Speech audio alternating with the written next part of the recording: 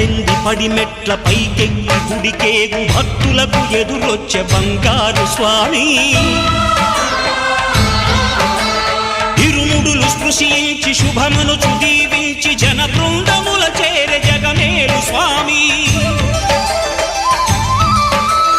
తన భక్తులొనరిల్చు తప్పులకు తడబడి ఒక పక్క ఒరిగెన ఓంకారమూర్తి